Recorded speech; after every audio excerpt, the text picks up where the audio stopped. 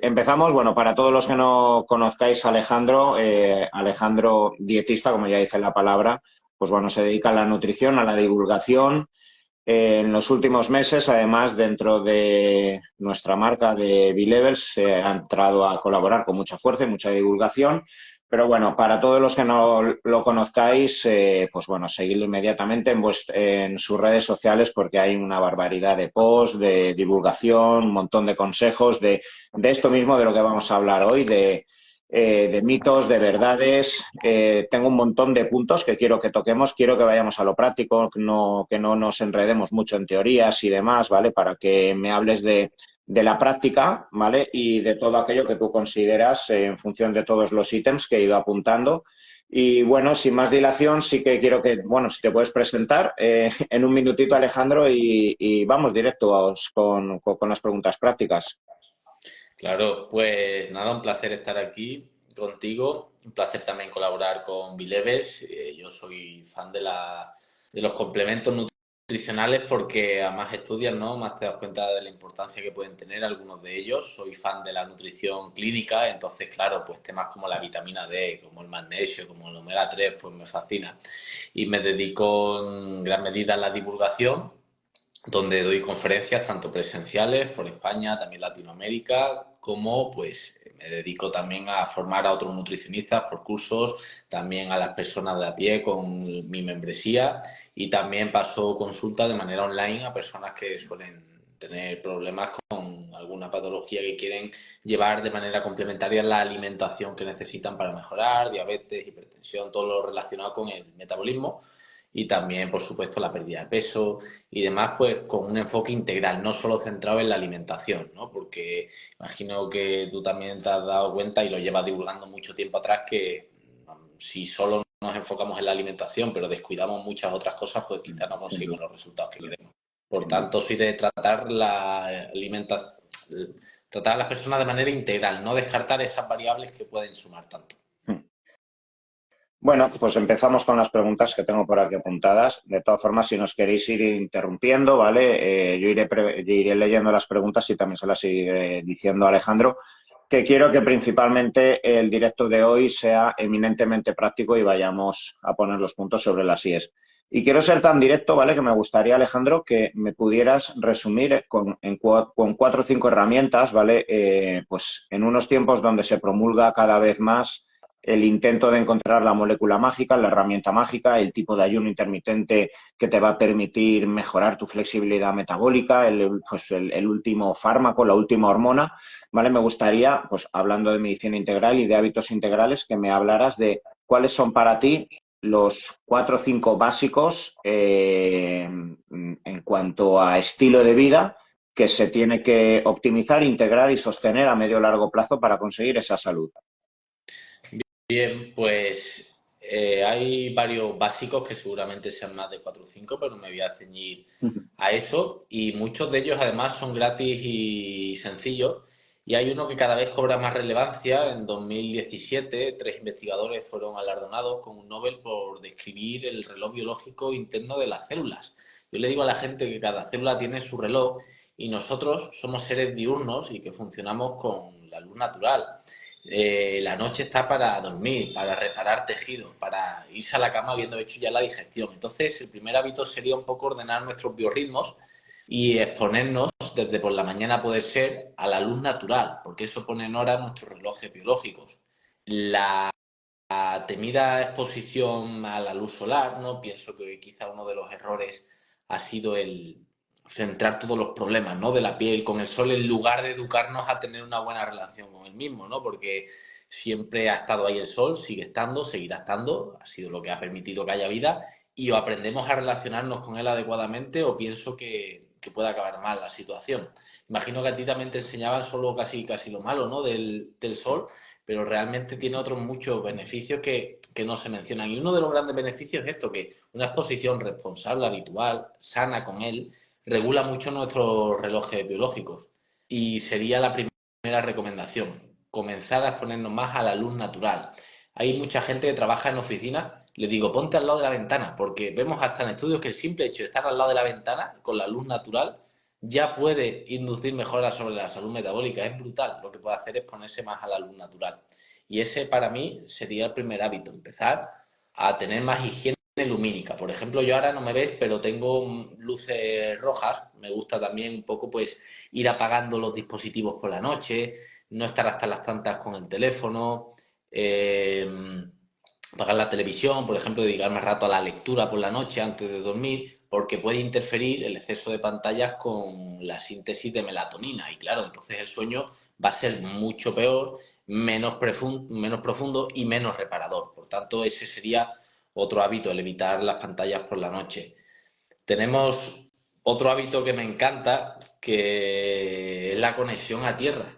Es un hábito sencillo, fácil, gratuito, al alcance de muchos, que es simplemente pasar más rato en la naturaleza, andar descalzo sobre el césped, sobre la arena, sobre el barro, el cemento, si está húmedo incluso.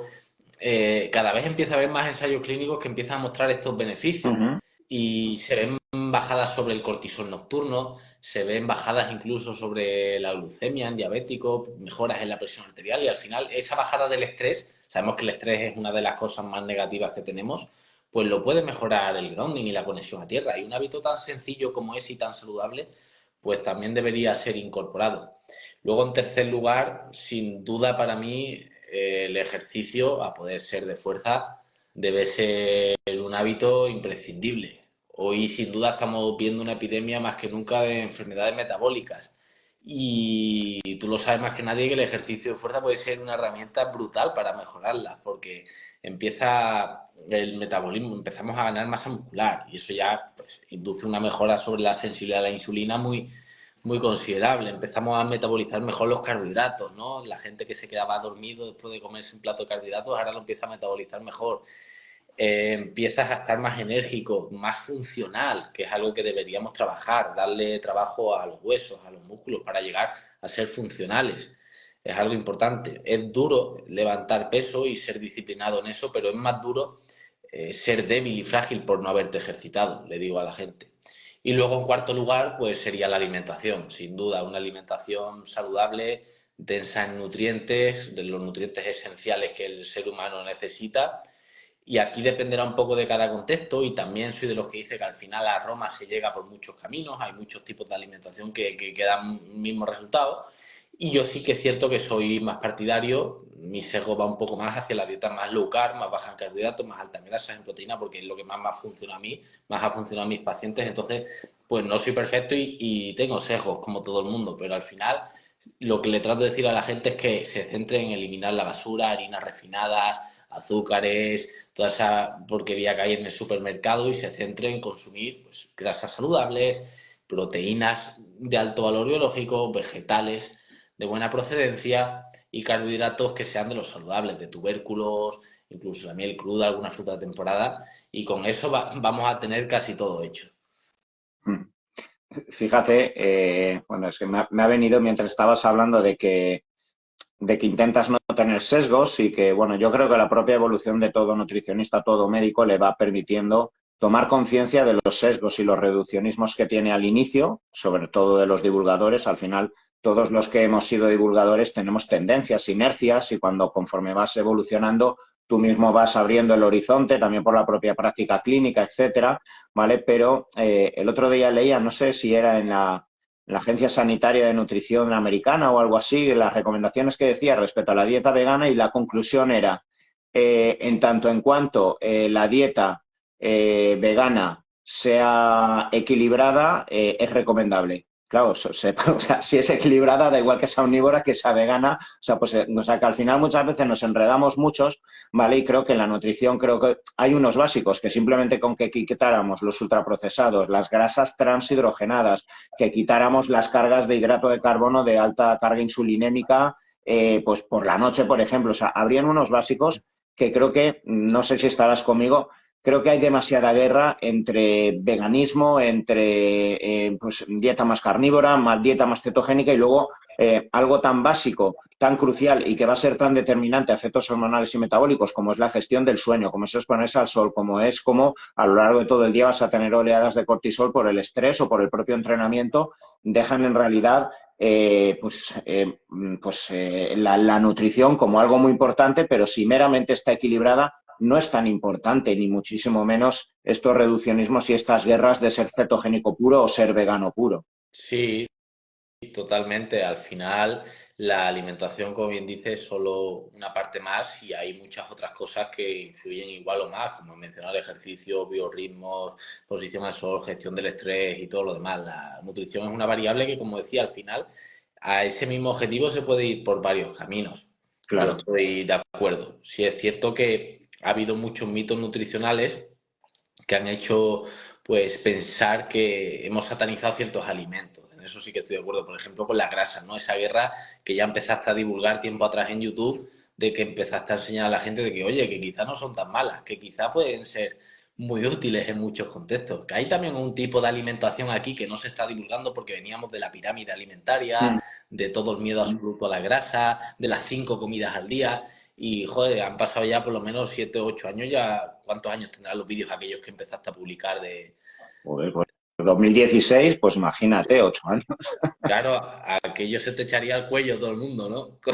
Joder, las primeras veces que hablé de cetosis y ayuno intermitente casi tengo que cerrar la clínica. Claro, y joder, yo me acuerdo que abría la mente a la gente, ¿no? Yo ahí de estudiante, hablándolo con otros, mira lo que dice tal, y es algo que en la formación reglada cada vez ya está llegando más, porque ya algún profesor llegaba, me acuerdo, incluso uno que me daba una asignatura de biología llegó en la universidad y nos enseñó la dieta cetogénica, cómo algunos oncólogos la estaban aplicando a pacientes oncológicos, que nos Ah, sí, quedamos todos eso, flipados. eso tú en la carrera lo tuviste. Eso, un profesor de biología Qué en bueno. primero de nutrición nos enseñó eso. Y yo me quedé flipado ahí porque, claro, el resto te decía lo contrario. No, no. De hecho, discutí con uno que decía que el carbohidrato era mega esencial y lo de la cetosis te podía matar, ¿no? Que eso era algo horrible. Y ese nos enseñó aquello y nos trajo artículos para que veas de Fitness Revolucionario, de Marcos Vázquez. Y nos dijo, mira lo que está comentando de cetosis, de ayuno intermitente y demás. Así que, bueno, yo creo que en el fondo, poco a poco, cada vez se está abriendo más la mente y se están dando otras herramientas a nivel nutricional que tiempo atrás no se daban. Claro, y sobre todo, como bien dices, se están entendiendo que son meras herramientas y que no tienen por qué aplicarse ni para todos, ni para siempre, ni eternamente, ni debe generar esclavitud por parte de la persona que lo integra, como cuando tú seguro que también habrás tenido en consulta gente que hace ayuno intermitente que lo va alargando, lo hace extremo y tendrás miles de preguntas. ¿Esto rompe el ayuno? ¿Esto no sé qué, no sé cuántos? Oye, si lo rompa a tal hora, o sea, ya el cortisol y el estrés que te va a generar estar pendiente de a qué hora estar rompiendo el ayuno intermitente o si no lo rompe ya está siendo perjudicial para tu entorno hormonal y tu entorno metabólico. Si nos fijamos a veces en unas cosas que no tiene sentido, ¿no? Esa pequeña cantidad de horas y demás que genera un estrés que no merece la pena. Sí, sí, estoy de acuerdo completamente.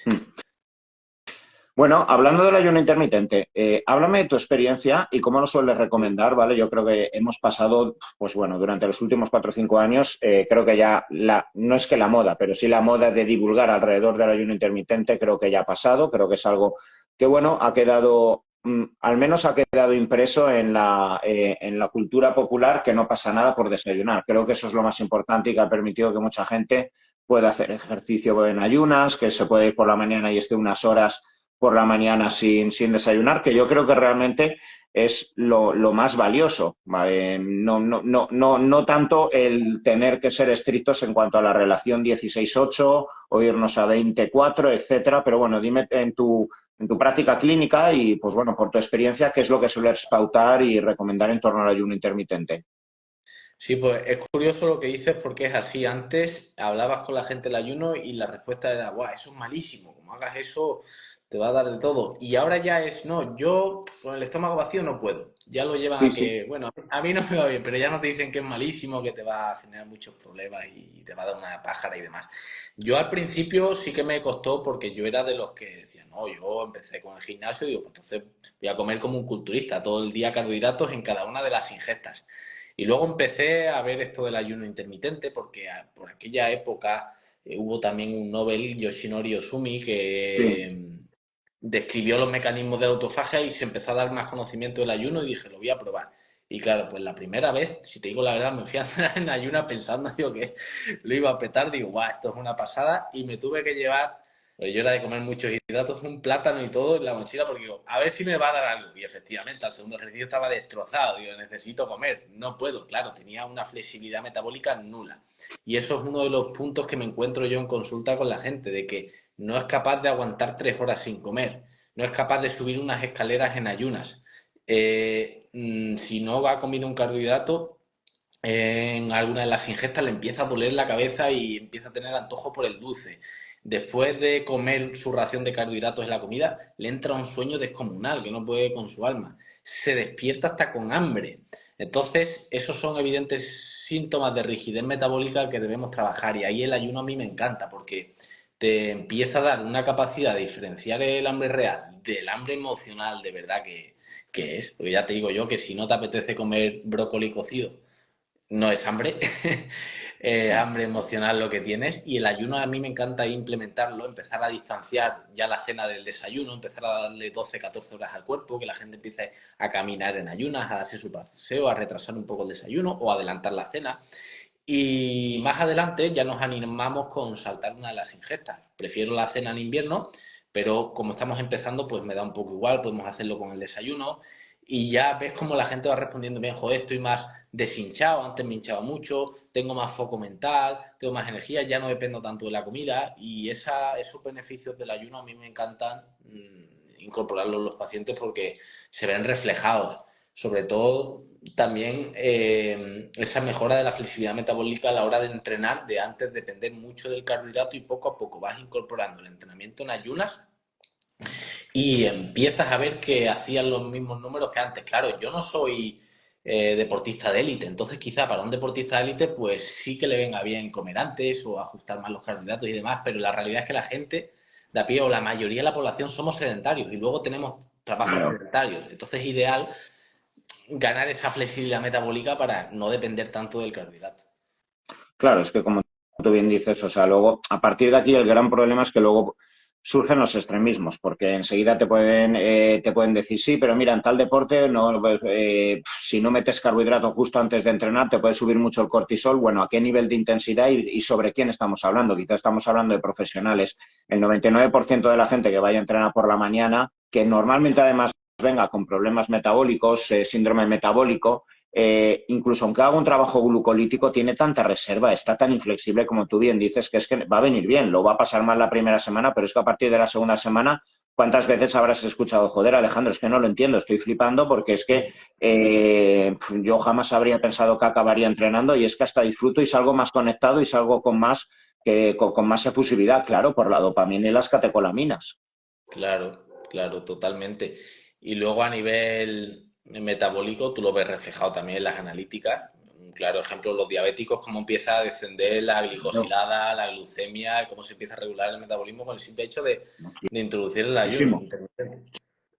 Sí, sí, sí, sí. Bueno, pues mira, te añadí una preguntita, ¿vale?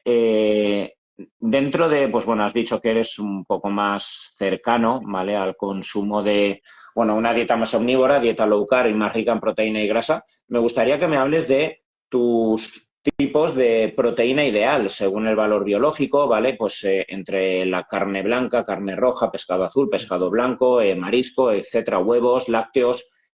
¿Cuál suele ser un poco la distribución o qué consejos le darías a una persona que va a hacer una dieta low carb, que va a ser ciertamente rica o con cierta cantidad de grasa, pero tiene que incorporar proteína, ¿vale? Y esa distribución de la proteína, a grosso modo, ¿vale? ¿Cómo se la sugerirías? O las fuentes, Bien, pues yo, distribución, sí. etcétera. Yo soy partidario de escoger, por un lado, las fuentes proteicas de alto valor biológico, que tenemos una clasificación que los investigadores han clasificado según su biodisponibilidad, su capacidad de asimilarla, básicamente, para que todos lo comprendamos, y la cantidad de aminoácidos que contiene, si es completa. Si es completa y se asimila bien, pues va ocupando lugares del ranking. Si no, pues va más hacia abajo. Entonces, soy de priorizar las de alto valor biológico, que ahora voy a decir cuál, y en caso de buscar, por ejemplo, una ganancia de masa muscular, sí me gusta repartirlas sin gestar, al menos 3 ingestas al día para disparar esa síntesis proteica donde haya al menos 30 gramos diarios de proteína en cada ingesta, en cada una de ellas al menos. Pueden ser más, por supuesto. Y soy fan del huevo porque es barato y muy denso en nutrientes, también en micronutrientes. ¿Qué pasa? Que con la nutrición hemos puesto mucho el foco en el nutricionismo de grasas, proteínas y carbohidratos. Ya, pero los micronutrientes, que son de extrema importancia, el huevo tiene prácticamente todas las vitaminas menos la C, casi todos los minerales y encima una proteína de altísimo valor biológico.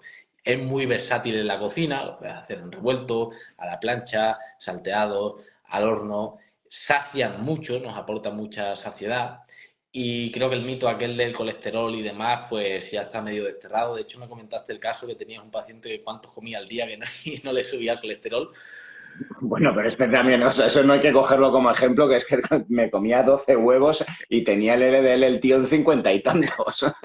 Joder, ya sí, lo como ejemplo, pero creo que pues eso de que un huevo al día, ¿no? Es súper perjudicial y demás, y todo el mundo siempre se asombra de cuántos huevos puedo comer al día, pero nunca me pregunta cuántos cereales puedo tomar al día, cuánto pan puedo comer al día, cuántas cucharadas de azúcar le puedo echar al café al día. Eso sí, con el huevo, bueno, hay una montada, entonces una proteína que me encanta incluir, que es la que ¿Cuánto tiene. sueles recomendar? O sea, por curiosidad, o sea, ¿cuál suele ser tu recomendación, más o menos?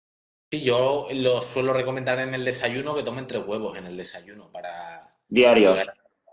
Sí, después pueden ser más, Ujú. por supuesto, pero tampoco hay necesidad eso de llegar a los 12 al día, porque al final tenemos otros alimentos que también tienen los mismos nutrientes y no hace falta solo recurrir al huevo. Hay quien le gusta comer más y tampoco le limito en eso, y hay quien es de menos huevo. Solo, Entonces, solo por curiosidad, o sea, eh, para mí está claro que una persona con un buen metabolismo, una buena sensibilidad a la insulina y una vez ya tenemos balanceada bien la dieta, y especialmente si la persona hace deporte, me he encontrado muchas personas que comiendo cierta carne y bastante cantidad de grasa saturada, el perfil lipídico estaba perfecto, pero bueno, si tú te encuentras una persona, te viene de inicio una persona con perfil lipídico alterado, síndrome metabólico, resistencia a la insulina, LDL por encima de 200, triglicéridos por encima de 200, ¿incluyes directamente? O sea, igualmente los huevos. hombre, es que normalmente el problema que tiene esa persona es que está comiendo una de porquería tremenda y entonces empieza a sustituir esos carbohidratos refinados, esa grasa de aceites de semillas, por Mm. alimentos densos en nutrientes. Entonces creo que, aunque quizá no sea lo perfecto para ese caso, le va a mejorar tanto que empiezan luego a Ya, mejorar, ya, a bajar los triglicéridos. simplemente por exclusión de mierda que le Claro, estás claro. quitando. Entonces, en ese caso sí. Otro caso sería una persona que ya lo venga haciendo todo bien y Ya, tenga y ese aún así tenga colesterol el por las perfil lipídico, nubes, claro. el LDL, y decimos, bueno, pues vamos a hacer una cosa para que nos quedemos tranquilos, reducir un poco la grasa saturada y meter grasa monoinsaturada, como más aceite de oliva, aceitunas, aguacate, frutos secos, y con eso comienza a mejorar considerablemente el perfil lipídico.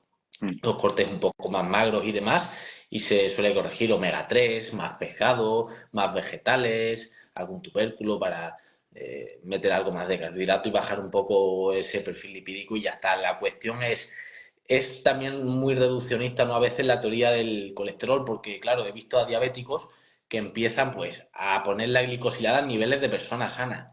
La insulina como nunca antes, niveles de 5, 3, 4. La glucemia empieza a estar siempre ya por debajo de 100. Ya hablo de casos ya más avanzados de mejora de sensibilidad a la insulina, pero claro, el colesterol es 210, ¿no? Y el médico de cabecera le dice que fatal todo lo que está haciendo. Y digo, madre mía, pero si ha perdido no sé cuántos kilos, ha puesto en revisión la diabetes y demás. Y por una pequeña elevación de colesterol vemos que es una teoría un poco reduccionista, ¿no? Que no siempre implica esa pequeña elevación de colesterol problemas cardiovasculares. De No, hecho, hay mucha no, gente ni mucho menos. con Ni mucho niveles menos. bajos normales de colesterol que tienen problemas cardíacos.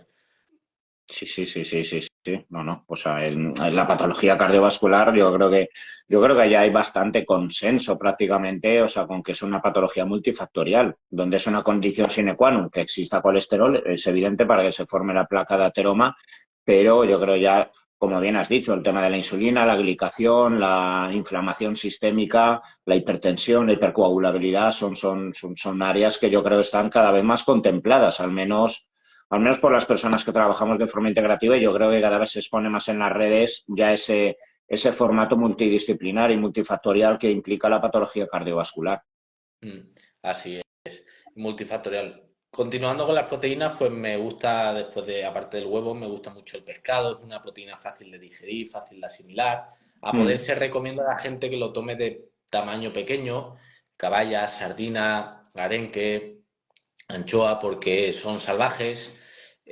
Al ser de menor tamaño, pues acumulan menos metales pesados, como puede ser el atún y demás, y limitar un poco más los de tamaño pequeño, los de tamaño grande, como el atún, el pez espada y demás.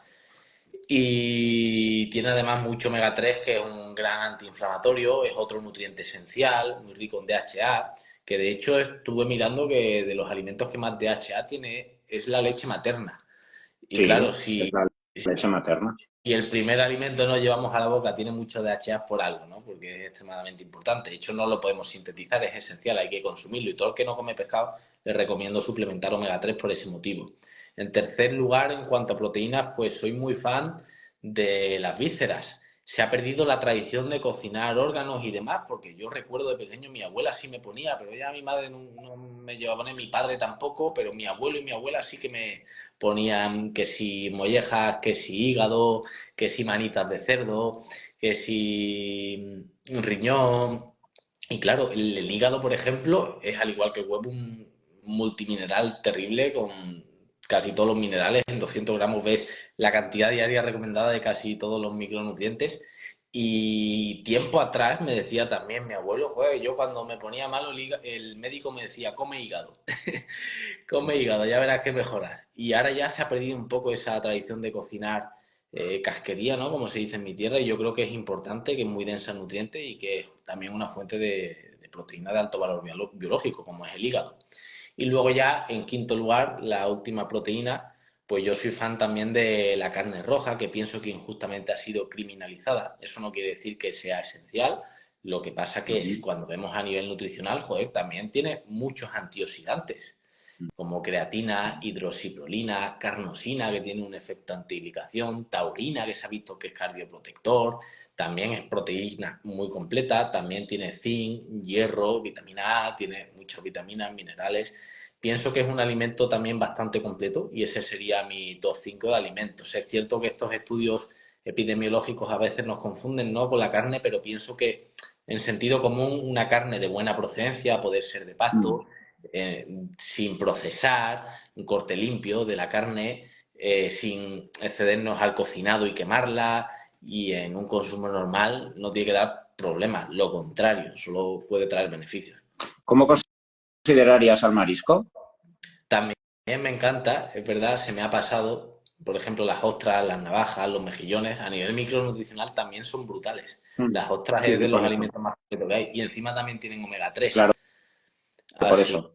Y es una gran fuente de glicina, que algo que le recomiendo a la gente, lo que no he mencionado con los órganos, que nos excedemos con estas dietas ahora carnívoras solo en cortes magros. Y ves a gente que solo empieza a comer ternera o pescado si acaso, pero no come marisco ni órganos y no está aportando glicina. Y para que la gente lo entienda, hay dos aminoácidos, uno es la metionina, que está en los cortes magros, en la ternera, por ejemplo, en el pollo y demás, y el otro es la glicina, que abunda tanto en el marisco como en los órganos. Deben estar equilibrados, debemos comer de ambos. Entonces, al restringir muchos carbohidratos y muchos vegetales, estas dietas carnívoras, pues no son ricas en glicina. Y como no coman órganos, pueden tener problemas, se está viendo, ¿no?, a nivel cardiovascular, que puede aumentar el riesgo, la oxidación y demás. Entonces, yo soy partidario de decir, si no te gustan los órganos, suplementa con colágeno, que es un nutriente muy importante que tiene bastante glicina y necesita estar equilibrado con la metionina.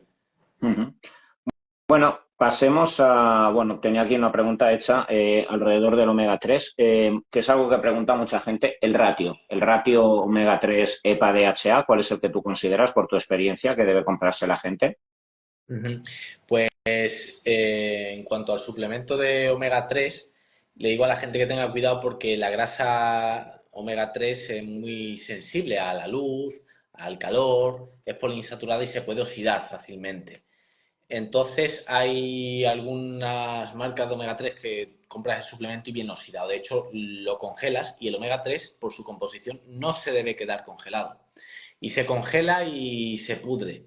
Y lo abres Ah, no lo luego. sabía. O sea, si tú metes una cápsula, o sea, y está en mala composición y se congela, significa que, o sea, que ya está oxidado. Sí, claro, el omega 3 no, ha perdido la composición que tiene, la estructura, porque el omega 3 no se congela. De hecho, tú metes la cápsula de B-Level, la meto siempre y no se congela de cada bote. Ujú. Y luego le digo a la gente, córtalo por la mitad y en algunas personas se ha medio congelado y huele a podrido. No debe oler a podrido. El nuestro no huele ni a podrido, no se congela y además tiene el sello IFOS, que es otra de las recomendaciones que le digo a la gente. Mira sellos que garantizan que está libre de impurezas, que no contiene metales pesados ni toxinas. Y luego le digo también que intente que provenga ese omega 3 de pescados pequeños. El nuestro es de la anchoveta, un pescadito pequeño, porque es salvaje y no de los de piscifactoría que son alimentados con un pienso que no nos hace bien, con mucho omega 6. Son animales pues que son sobremedicados a veces con antibióticos y soy más partidario de optar por lo salvaje. Entonces, que provenga de pescados pequeños. Y luego el DHA, para mí, que al menos cada gramo contenga 250 gramos de DHA sería ideal. Para llegar al medio gramo de DHA con un par de cápsulas, con un par de gramos diarios, sería para mí algo importante. Y esos son los tips que le digo a la gente a la hora de coger omega 3. Como la mayoría no come suficiente pescado, digo, es un suplemento que se está volviendo muy importante. Si ves los análisis sanguíneos de los ácidos grasos de la gente, es descomunal como tienen los omegas 6 de elevados y debajo del omega 3. Y claro, eso genera una inflamación en el organismo. Sí, sí, sí, sí, sin duda, sin duda. Hablando de la vitamina D, ya antes has hablado de la importancia de los biorritmos, la exposición al sol para que los ciclos biológicos estén más regulados, ¿vale? Pero ¿cuál es tu experiencia? Pues bueno, me imagino que tú eres muy insistente con tus clientes en cuanto a la exposición al sol, en que se les dé el sol por la mañana, etcétera, y que lo regulen, pero es una realidad, yo al menos lo veo por la primera vez que me suelen venir muchos de mis pacientes, que la vitamina D está desplomada y yo incluso también veo que aun exponiéndose al sol, en muchas ocasiones no acaba de subir la vitamina D. Entonces, ¿qué me podrías decir de esto y de qué tipo de suplementación de vitamina D, dosis, etcétera? Sí, es algo que yo también veo. En cada 10 analíticas, pues 9 tienen deficiencia de vitamina D. O insuficiencia, que algún laboratorio incluso por encima de 25 te dice que está perfecto, de Mm, 30. Y estamos viendo que quizá niveles óptimos van un poco más allá de los 40, y 50, 60. cuéntame, sí. Y claro, y es que sin vitamina D el sistema inmune no funciona. Véase ahora en esta época que hace un poco más de frío, que la gente tampoco entrena en la exposición al frío y la de gente que se resfría, que enferma y demás. En esta época, de hecho, enferma más la gente que en verano, por algo será. Entonces, aun exponiéndose al sol, incluso veo en septiembre y octubre, ya habiendo pasado los meses de vacaciones de verano, sigue teniendo alguno deficiencia. Y en algunos casos, como noto que empieza a subir, es no solo suplementando con la vitamina D3, a poder ser con K2, con el magnesio, porque es uno de los minerales que interviene en obtener la forma activa de la vitamina D. Y el magnesio, como vemos en los gráficos de los estudios, el contenido en los alimentos ha decaído en un 80%. Entonces es importante a día de hoy suplementar con magnesio porque llevando una buena alimentación, pues mucha gente experimenta como calambre, insomnio, cansancio, debilidad, taquicardias y a veces con el suplemento de magnesio se empiezan a ir los síntomas, el bajo rendimiento deportivo, y la vitamina D me gusta que sea la forma D3, la forma biodisponible, no la D2, y que vaya acompañado de la K2, porque actúan en sinergia. Al final la vitamina K2 también es una gran olvidada. Pienso que hemos criminalizado mucho las grasas, ¿no? Y la mantequilla, por ejemplo, el queso, pues son de los alimentos más ricos en esta vitamina. Y el premio Nobel que la descubrió, pues explicaba cómo tiene un efecto a nivel de evitar la calcificación arterial considerable, que puede ser de utilidad, ¿no? A nivel de preventivo. Por tanto, yo soy partidario de que el suplemento sea como el nuestro, que tengo aquí el bote que estoy mostrando de 3 con K2. Y las unidades, pues bueno, van un poco dependiendo de los niveles, ¿no? Hay personas que a lo mejor con el mantenimiento de 2.000 unidades al día la mantiene todo el año bien, y hay personas que digo, empieza ya a tomar 10.000 unidades hasta que la situemos en niveles óptimos. ¿En cuánto Lo que en cuánto tiempo sueles ver con 10.000 unidades una reposición? Pues no soy de hacer analíticas todas las semanas, entonces no tengo, al no tener clínica y demás, no puedo comprobar muy rápido eso, entonces lo hago a los meses y ya se empieza a ver con el paso de los meses el aumento considerable de la vitamina D. O sea, Y si ves un déficit profundo ya te vas a unas 10.000 sí, unidades. que vaya con vitamina K2, quito suplementos de calcio que a veces toman multivitamínicos que vienen con calcio, y por el tema de la calcificación arterial y el posible riesgo al suplementar con más unidades de vitamina D, pues con el calcio de los alimentos y con que vaya con la K2, yo creo que ya se elimina ese posible riesgo y se empiezan a optimizar los niveles, y luego ya empezamos con el mantenimiento en exposición solar o con dosis más bajas de 2.000, 4.000, que a lo mejor ya la mantienen todo el año estable la vitamina D. Pero considero que es un suplemento que ayer me preguntaba John, si te tuvieras que quedar con 3, me dijo, y dije el magnesio, por lo que acabo de explicar, la vitamina D y luego la vitamina C, porque algo que nos explicaba Linus Pauling, que es de las únicas personas en el mundo que ha recibido 2 veces el premio Nobel, solo han sido 4 personas en el mundo y él ha sido uno de ellos, explicó cómo sufrimos una mutación, ¿no?, que nos ha hecho que no produzcamos suficiente vitamina C, que antes producíamos. De hecho, hay muchos animales, como el oso polar, como los conejos, que producen vitamina C, y cuando enferman se ve que su cuerpo empieza a producir cantidades ingentes de la vitamina C para repararse, cosa que nosotros no podemos hacer. Y él nos hablaba de cantidades de gramos, con lo cual hay que comerse una cantidad ingente de cítricos, que te Claro. pasaría todo el día comiendo y luego todo el día en el baño, ¿no? Y entonces es un suplemento que he empezado a indagar, que le veo gran utilidad, más ahora en invierno, y me están fascinando esos estudios que están saliendo a nivel de pacientes oncológicos con cáncer con la aplicación intravenosa, que están haciendo tantas personas, que digo, es una vía interesante, como porque que vemos que en el cáncer parece que no se añade nada que pueda ayudar, ¿no? Nos ceñimos a lo mismo, ¿no? Quimio, radio y poquito más, y extirpar. Y hay otros oncólogos que están diciendo, oye, que entrenar la fuerza es importante, oye, que la alimentación es importantísimo. Y estamos viendo esto de la aplicación intravenosa. Desde luego todavía no se pueden sacar afirmaciones tajantes, pero es una vía que me parece interesante. ¿Esto lo has estudiado más o menos el mecanismo de acción de la vitamina C en el cáncer? Bueno, estoy viendo que es citotóxica para las células tumorales.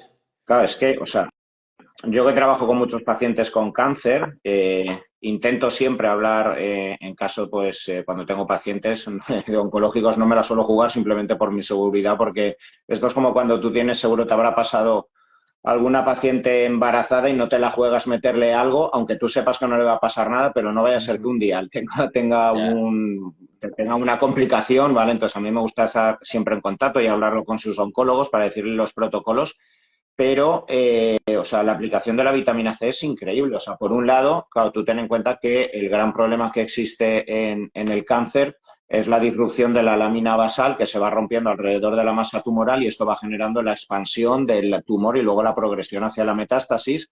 Entonces, muchos de los seguidores de Linus Pauling aseguran que las altas dosis de vitamina C o la vitamina C intravenosa a alta dosis lo que te permite es mantener con mucha integridad la matriz extracelular para permitir, ¿vale?, que no se genere la expansión del crecimiento de la masa tumoral cuando se encuentra localizada, para evitar la metástasis. Eso por un lado, pero lo más importante es que la vitamina C es prácticamente igual que la glucosa, solo cambia una molécula. Entonces, claro, como el metabolismo tumoral es glucodependiente, Claro. ¿vale?, y no funciona en la mitocondria, no existe una fosforilación oxidativa. En la célula tumoral se ha producido un cambio metabólico, pasando de la fosforilación, de la oxidación, a la glucólisis en el citosol. Entonces, ¿qué ocurre?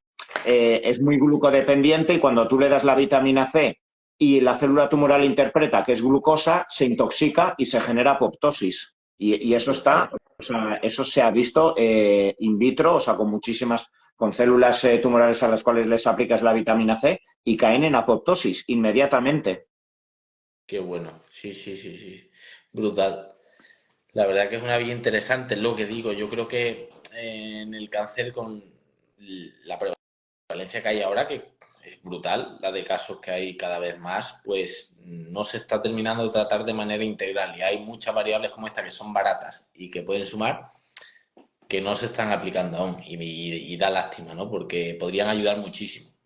Claro, claro, o sea, y C0, pues ya ves tú, o sea, vas a orinar más ese día, es el Claro. único efecto secundario. Y fíjate qué curioso que principalmente se potencia con sensibilizadores a la insulina al proceso. ¿Ah, sí?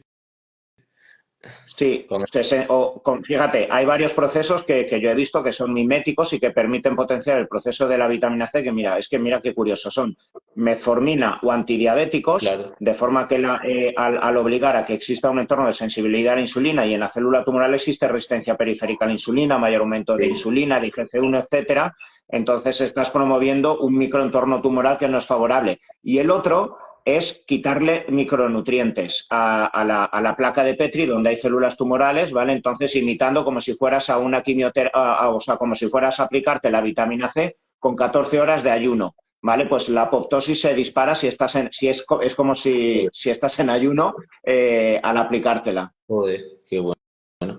Y sensibilizadores tipo metformina o así. Había pensado herbedina y eso así. Claro, claro, o ácido alfa lipoico, joder, o el Claro, propio deporte. real. Que no es- Claro. Claro, o Sí, sea, pues fíjate cuánto por joder, o sea, pues cuánto por investigar y cuánto en realidad que esto tampoco se descubre nada, es que esto se está divulgando. El ya, problema es que claro, no se está aún aplicando en oncología.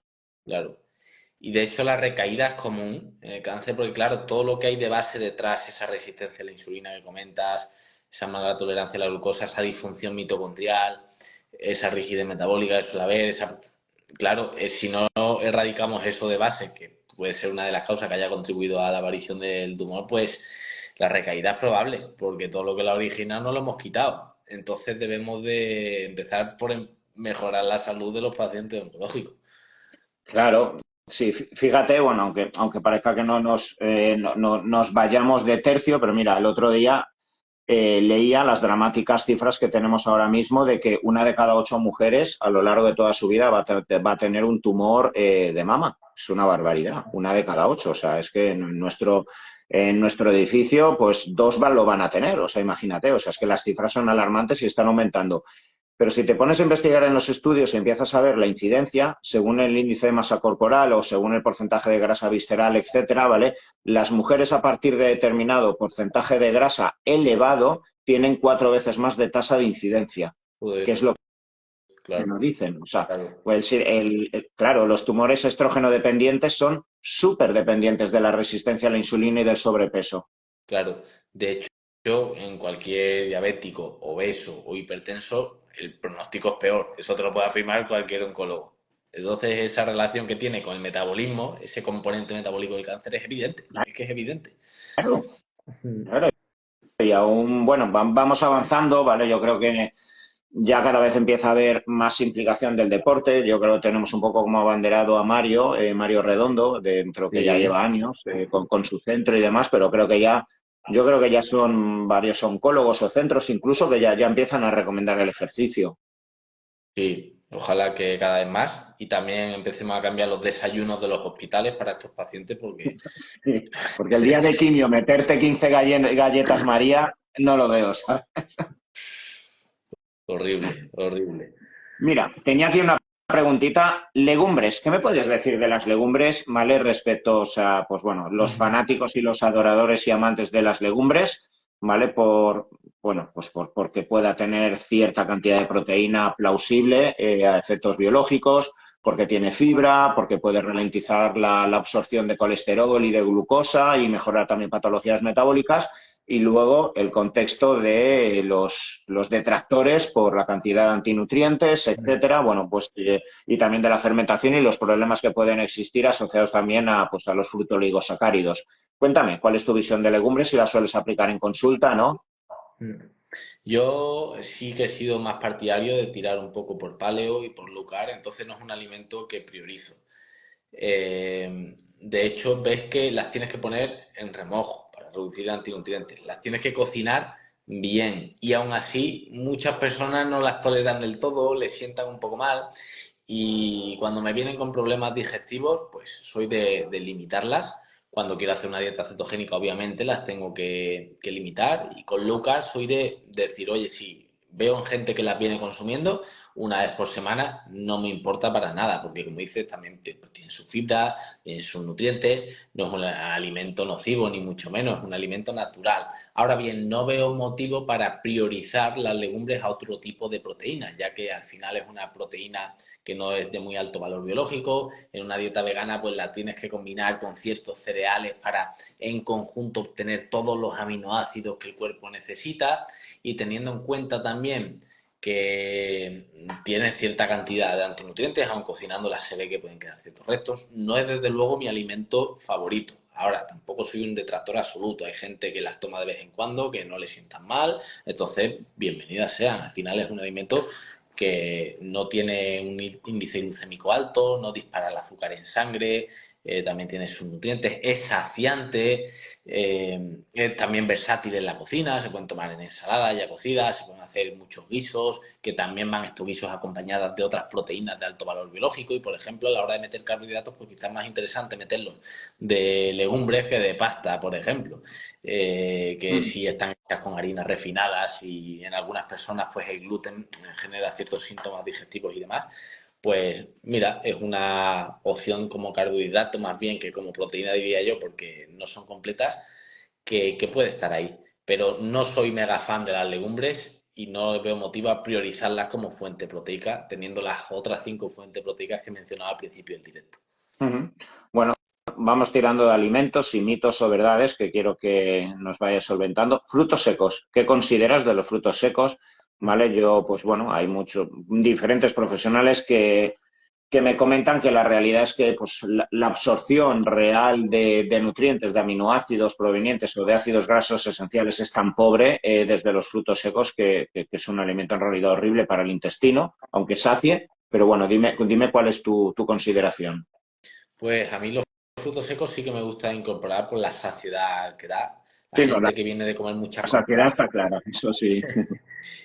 La gente que viene a hacer muchas comidas y picoteos, me parece un snack interesante para cambiar por cuando se viene de comer algo malo, porque al final tostados y un poco de sal, pues son agradables, son saciantes y hay algunos que son interesantes a nivel de lípidos, por ejemplo las nueces de macadamia, son grasas monoinsaturadas, esa misma grasa que tiene las aceitunas, el aguacate y el aceite de oliva y tiene otros nutrientes como el magnesio también. Se ha visto que algunas, por ejemplo, como el cacahuete, pues sí que tiene, que en realidad es una legumbre, ¿no? Una pseudolegumbre, no está claro. Eh, Pueden tener mucho omega 6. Las nueces, ¿no? Se nos han dicho omega 3 que no tienen tanto omega 3 como No, si. no, tienen más omega 6 que omega 3. Exacto, tiene más omega 6 y los frutos secos es cierto que como las legumbres, cuando hay personas con problemas de digestivos y les cuesta hasta digerir, pues pescado, pues imagínate con los frutos secos, ¿no? No tiene sentido. Ahora bien, en una persona que no tiene esos problemas a nivel digestivo, yo prefiero tostarlos para reducir esa pequeña cantidad de antinutrientes que puedan tener, que en unas cantidades normales de un puñado o dos no es una cantidad suficiente de antinutrientes para que no absorbas todo el zinc que comes de otros alimentos, desde luego, y pienso que tiene las nueces de macadamia, la nuez de Brasil, que tiene mucho selenio, el pistacho cuando está tostado también tiene mucho potasio, la almendra, la avellana, son frutos secos que en cantidades de un par de puñados al día, como snack o como postre y demás, pues yo sí que permito que lo consuman mis pacientes. Bueno, hablamos de un alimento que yo creo que ha estado sobrevalorado. Yo a lo mejor, tú eres bastante más joven, no vivirías la etapa de, o bueno, si la vivirías, ¿vale? La etapa de que se vendían kilos y kilos y kilos de avena micronizada, ¿vale? En polvo para hacer pues diferentes pasteles, etcétera. Y la avena ha sido un tradicional dentro del culturismo. Yo creo que Cambia bastante aplicar la avena o las cargas de hidrato de carbono en culturistas, evidentemente además con química que te permite ser muy sensible a la insulina, que luego extrapolada a la población, porque luego yo la realidad, pues yo que trabajo mucho con sistemas de monitoreo de glucosa, la avena pega unos petardazos, pero que pocos cereales. No sé cuál es tu opinión. Sí, a mí la gente me viene comiendo avena, me dice lo que a mí me pasaba. Me desayuno un bol y claro, como eso encima está pues, incomestible en realidad, pues no está muy rica la avena, le tienes que poner sirope o miel o dátiles y fruta picada y te estás metiendo una carga de glucosa para ir a la oficina a trabajar que no tiene sentido, Claro. pensando que es un desayuno super healthy, ¿no? Y no lo necesita. Y se va la gente adormecida así dormido, emplanado, el picazo que ha tenido en glucosa en sangre y como consecuencia de insulina también, ¿no? Y entonces yo creo también que es un alimento sobrevalorado, no es que sea más fuente de carbohidratos, por supuesto, pero lo que decía antes, la mayoría de la gente no necesita semejantes cargas glucémicas y menos para ir a trabajar. Además, se ha visto que la que no es de procedencia ecológica Uh -huh. empieza a acumular glifosato, es uno de los cereales que más herbicidas acumula. Está mirando varios estudios al respecto, eso es un tema también interesante, en caso de consumir que sea de buena procedencia ecológica. Tampoco me parece un alimento para tomar en crudo, es mejor o dejarlo en remojo durante la noche o cocinarla, cocerla. Me la pondría al nivel de las legumbres, que tienes que cocinarlas, porque si no puede ser también bastante indigesta, no es nada fácil de digerir y contiene también trazas de gluten, también tiene avenina, ¿no? Que hay personas con intolerancia al gluten que tampoco toleran la avenina de la avena. Entonces, en fin, para mí no es la mejor fuente de carbohidratos, ni mucho menos. Soy más partidario de recurrir para cubrir los requerimientos de carbohidratos a los tubérculos, como el boniato, la patata, incluso de cereales. Prefiero una fuente limpia, tipo arroz blanco o algo así, que no dé tantos problemas como la avena. Eh, ¿Sugieres a tus pacientes intentar cocinar los días previos para favorecer la creación del almidón resistente por los beneficios en cadenas medias de ácidos grasos, el butirato, etcétera? Y aparte de que la elevación insulinémica va a ser menor o es algo que no miras tanto. Es una propuesta que hago de que se pueden guardar en la nevera al menos 12, 24 horas para que se forme algo de almidón resistente que reduce un poco la carga glucémica y como dices, pues es fuente de butirato al final, ¿no? Que para la microbiota es beneficioso, para las células del intestino, para la mucosa al final, la permeabilidad intestinal es algo que cada vez tienen más personas y por ejemplo el butirato que también lo tiene la mantequilla, también Sí. lo tiene el ghee, desde hace mucho tiempo empleado en la medicina ayurveda, pues esto de enfriar los carbohidratos sí que puede ser interesante porque reduce esa carga glucémica. Mm. Bueno, para ir acabando, quiero que hablemos un poco de suplementos. Háblame de cuáles serían tus sugerencias para personas que empiezan a trabajar contigo y que simplemente quieren hacer una dieta, mejorar metabólicamente, cuáles son tus esenciales o directamente no hay, intentas ir a través de la nutrición y luego un poco más avanzado en caso de deportistas. Pues cuál es un poco más ya la recomendación si te tiras más aminoácidos, creatina, etcétera, o bueno, pero quiero saber un poco, ¿vale? En tu día a día, ¿qué tipo de suplementación sugieres con evidencia a tus pacientes? Pues suelo sugerir magnesio porque aunque comamos bien, los alimentos no tienen suficiente, como decía, ha decaído el contenido en un 80% en los últimos años, el uso de nuevos fertilizantes en los terrenos de cultivo, se ha visto que los alimentos tienen mucho menos, entonces me gusta el magnesio. Formas biodisponibles, por favor, porque el óxido, el carbonato y demás, pues son más baratos, pero la asimilación es pésima, la biodisponibilidad muy mala. Y me dice la gente, joder, he tomado este magnesio y me ha mandado al baño echa una diarrea que no veas. Y claro, óxido de magnesio o carbonato suelen ser esas formas. Y digo, madre mía, no gastéis ahí el dinero, mejor unas más biodisponibles como el biglicinato. El treonato me hubiera encantado que nuestro magnesio lo tuviera, pero lo han patentado. Ojalá, no sabe cuánto soñé yo con tener treonato. Es que ahí se ve que atraviesa la barrera hematoencefálica en mayor medida que otros magnesios y hasta en estudios en gente con Alzheimer se ven mejoras cognitivas con la simple modificación de poner el magnesio tronato. No cambian nada de Sí, lo que está y haciendo el estilo de vida. esclerosis múltiple, o sea, diferentes patologías con neurodegeneración, el trenato de magnesio es que es una pasada. Es brutal, es brutal. Pero está, pues eso, fíjate lo que hacen las farmacéuticas, ¿no? Entonces tenemos la forma malato, que también se ha visto en personas con fibromialgia, que reduce los dolores, el biglicinato, que actúa sobre el sistema nervioso, el taurinato, que es cardioprotector. Entonces sería, pues, esas formas de magnesio. Nuestro triple, por ejemplo, suelo recomendar porque tiene esas tres formas. Y si no, pues que busquen en otras marcas que tengan esas formas de magnesio, pero por favor óxido, carbonato, sulfato, incluso citrato tampoco me parece la mejor de todas. Hay gente que no le va mal, por supuesto, a nivel de estreñimiento, aumentan los niveles de agua a nivel Claro. intestinal y claro, y les funciona, pero a nivel de biodisponibilidad y si quieres que actúe sobre el sistema nervioso, pues tampoco es la mejor. Luego, soy partidario también de la vitamina D, como he comentado, en la forma de 3K2, ahora sobre todo en invierno, porque todos tenemos carencia, aún exponiéndonos al sol. Entonces, me gusta subir esos niveles. Es un nutriente, no es un nutriente, es una hormona.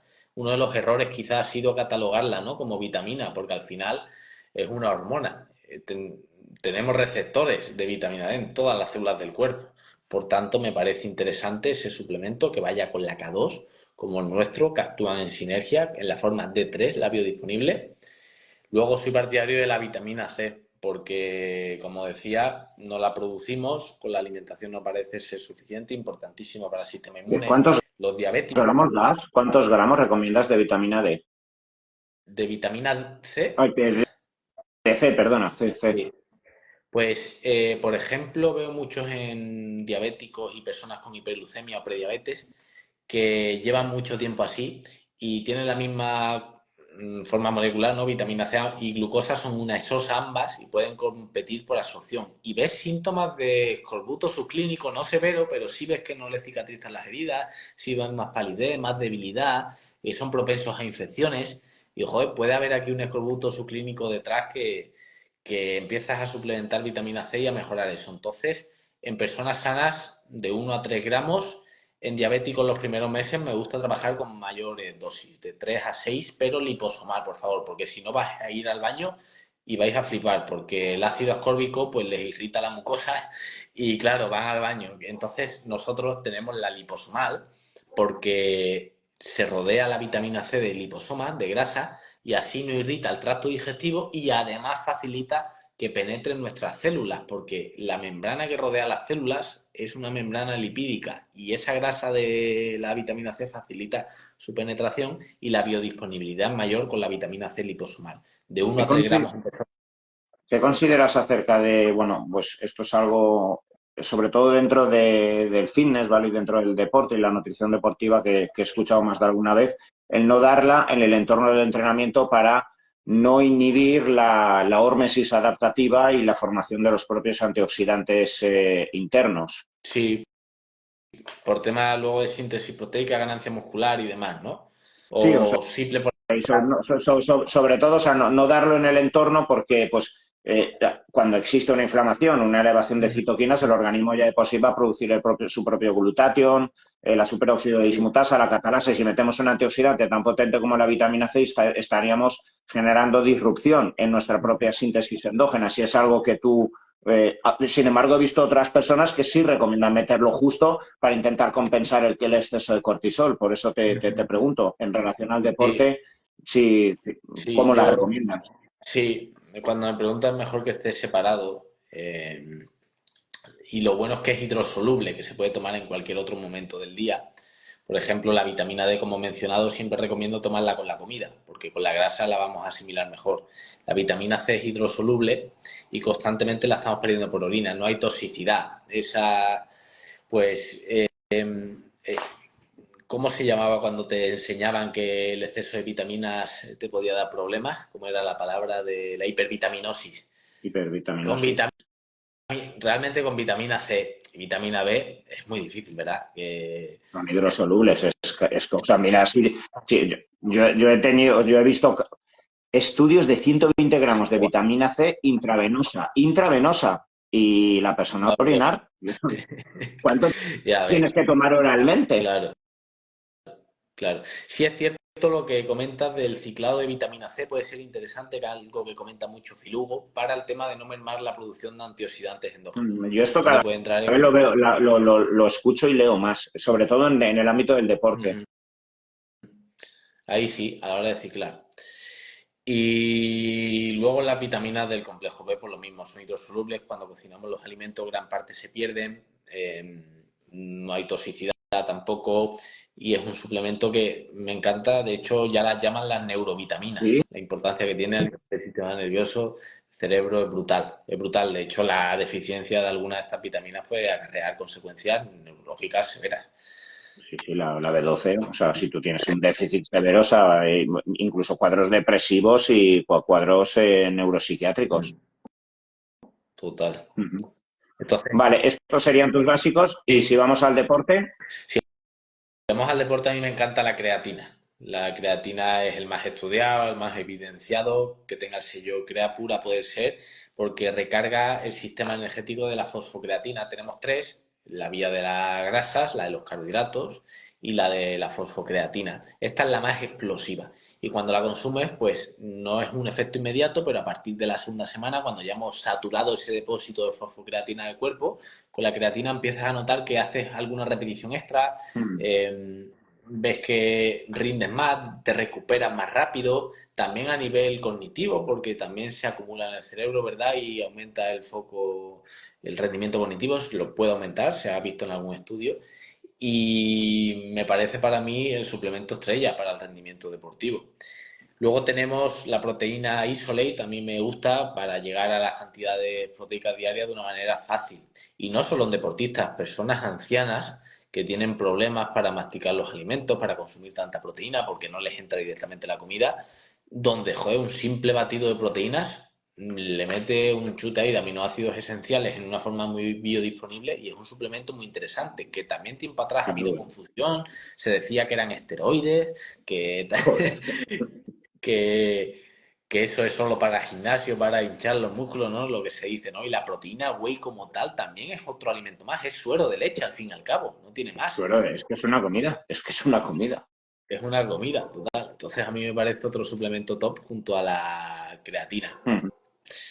Y en cuanto al rendimiento deportivo, pues no es mi campo, pero sí que luego hay algunos tipos de carbohidratos específicos que para algunos deportes limpios de rápida asimilación, pues se podrían usar. Bueno, Alejandro, pues ha pasado la hora volando. La verdad que me lo he pasado súper bien. Nada, ha ido súper rápido. Nada, muchísimas gracias. Enhorabuena, ¿vale? Por todo el trabajo que estás haciendo. Enhorabuena por el trabajazo que estás haciendo con nuestra casa, con Bileves, porque la verdad que, pues bueno, pues estamos todos muy agradecidos y muy contentos que estés con nosotros. Y bueno, dejaré el directo colgado tanto aquí como en YouTube. Los que no conocierais, que me imagino que pocos, a Alejandro, por favor, ya le estáis dando a seguir y muchísimas gracias por, aunque no nos hayamos visto, nada, ha sido todo un placer, Alejandro. A ver si nos vemos en la próxima quedada de Bileves, que la anterior no pude ir, y nos conocemos en persona. Ya que has conocido a Figo, pues a mí también me tienes que conocer. A ti también te tengo que conocer, que tú estás a la altura. Vale, venga, un fuerte abrazo. Un abrazo. Hasta luego.